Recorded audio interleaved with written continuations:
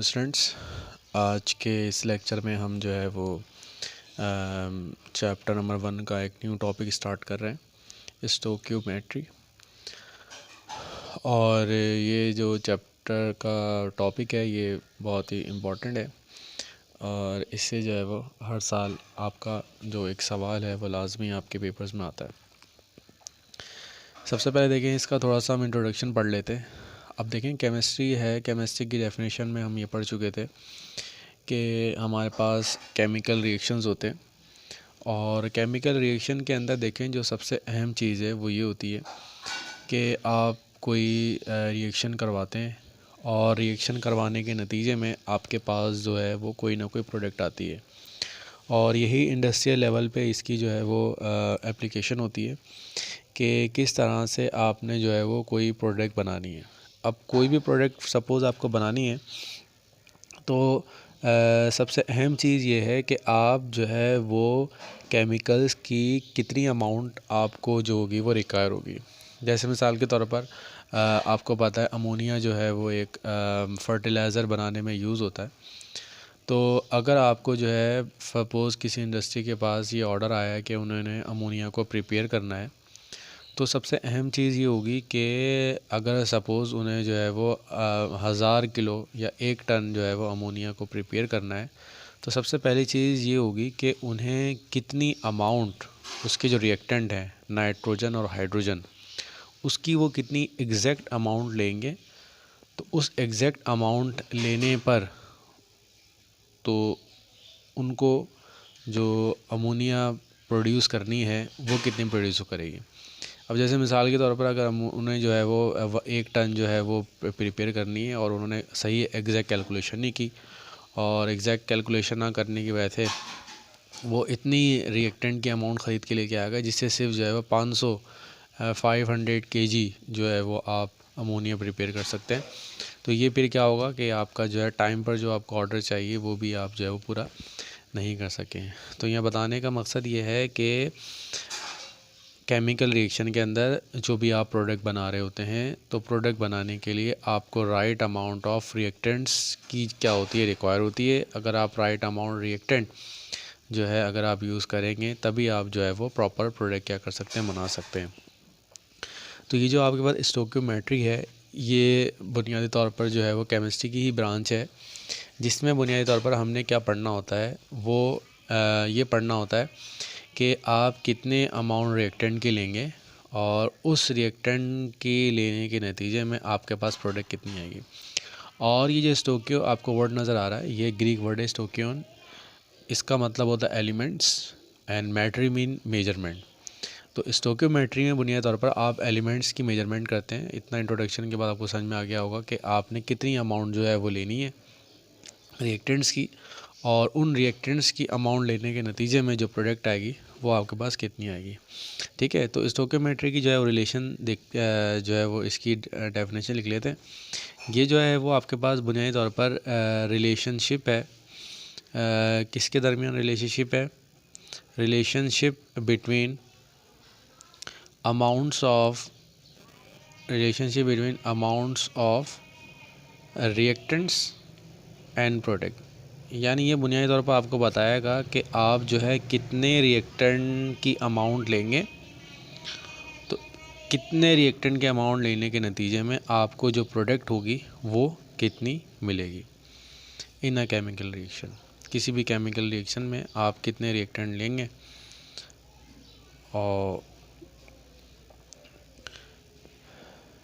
तो ये आपके पास जो है वो as given by chemical equation जो है वो आपको बताती है कि आप जो है वो कौन कौन से एलिमेंट ले रहे हैं और कितनी अमाउंट आप उनकी ले रहे हैं। तो इसको हम कहते हैं, ये हमारे पास क्या कहलाती है, स्टोइकियोमेट्री कहलाती है। तो ये एक डेफिनेशन है और ये 1 मार्क में आमतौर पर जो है वो आती है। ठीक है, अब हम जो है वो इसको कॉन्सेप्ट जो है वो समझने की कोशिश करते हैं। अब सबसे पहले देखें इसमें एक टर्म है आपके पास केमिकल रिएक्शन की। केमिकल रिएक्शन को सबसे पहले समझ लेते हैं। केमिकल रिएक्शन क्या है? ताकि इस स्टोइकियोमेट्री का जो रिलेशन है वो हमें आसानी से समझ में आ सके। अब देखें, सबसे पहले देखें, ये हमारे पास दो कंपाउंड है, दो मॉलिक्यूल हैं। इसको हमने क्या किया, रिएक्ट करवाया, और रिएक्ट करवाने के नतीजे में क्या हुआ, ये इनकी बॉन्ड्स क्या हुई, ब्रेक हुई, और ब्रेक होने के नतीजे में जो आपके पास प्रिपेयर हुआ वो आपके पास क्या प्रिपेयर हो गया, सेल प्रिपेयर हो गया। ठीक है, ये एक सिंपल सा रिएक्शन मैंने इसके लिए लिखा था। अब देखें, according to the law of conservation of mass के आपके पास जो है शुरू में आपने जितनी भी अमाउंट लिए होंगे तो वो उतनी ही अमाउंट जो होगी वो आपके पास क्या होगी, प्रिपेयर होगी। लॉ ऑफ कंजर्वेशन ऑफ मास एक ये भी है। और दूसरी चीज़ ये है कि आपके पास जो केमिकल रिएक्शन है उसमें बुनियादी तौर पर जो है वो पुरानी बॉन्ड्स जो होती हैं वो ब्रेक होती हैं, और नई जो बॉन्ड्स होती हैं वो आपके पास क्या आती हैं, फॉर्म होती हैं। तो इसमें अब आप देख लें कि केमिकल रिएक्शन क्या है, पुरानी बॉन्ड का टूटना और नई बॉन्ड का बनना, इसको हम क्या कहते हैं, केमिकल रिएक्शन कहते हैं। अब देखें, अभी मैंने लॉ ऑफ कंजर्वेशन आपको बताया था कि जितने शुरू में आप अमाउंट लेंगे एटम की, उतनी ही एटम की अमाउंट जो होगी वो आपके पास क्या होगी, बाद में भी आपके पास मौजूद होगी। लेकिन यहाँ पर देखें, आपको नज़र आ रहा है कि यहाँ पर जो है इस रिएक्शन में दो एटम जो है हाइड्रोजन के हैं और दो एटम जो है Cl के हैं। लेकिन आप जब प्रोडक्ट में देख रहे हैं तो वो प्रोडक्ट आपको बुनियादी तौर पर बता रही है कि इसमें जो है एक ही एटम जो है वो हाइड्रोजन का है और एक एटम जो है Cl का है। तो इसका मतलब ये है कि यहाँ पर जो है लॉ ऑफ कंजर्वेशन आपका पूरा होता हुआ नज़र नहीं आ रहा। अब इस लॉ ऑफ कंजर्वेशन को अप्लाई करने के लिए तो हम जो है वो बैलेंसिंग ऑफ केमिकल इक्वेशन करते हैं, और केमिकल इक्वेशन का बैलेंस जो है वो बुनियादी तौर पर आपको जो है जो करेक्ट रिलेशन होता है उसके बारे में बताता है। अब देखिए, मिसाल के तौर पर यहाँ पर जो दो हाइड्रोजन है, दो Cl है, तो यहाँ पर मैं क्या लगा दूँगा, 2Cl जो होगा, टू लगाऊँगा, तो ये 2HCl जो होगा वो हमारे पास बन जाएगा।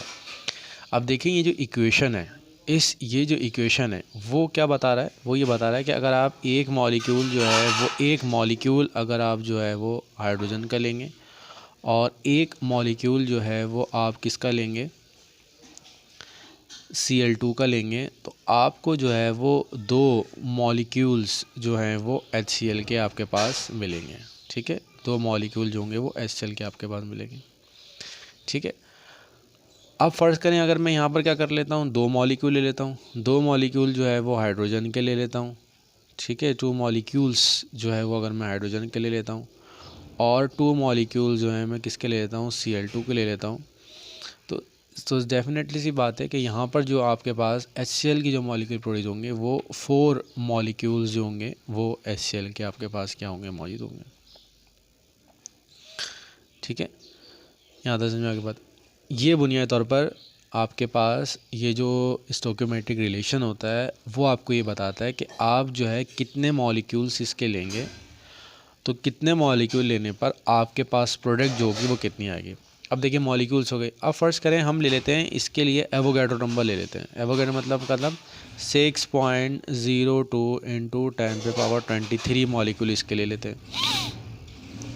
ठीक है, इसने मॉलिक्यूल ले लिए। इसके भी हमने जो अब देखिए, हम 3 लेंगे 4 लेंगे तो बाउंड, लेकिन अभी हमें तो बिलियंस की तादाद में जो है वो मॉलिक्यूल मौजूद होते हैं। अब सपोज़ हम एवोगैड्रो नंबर के बराबर मॉलिक्यूल ले लेते हैं, तो आपको पता है कि यहाँ पर जो है वो इसके जो डबल मॉलिक्यूल्स होंगे वो आपके पास क्या होंगे, प्रिपेयर होंगे।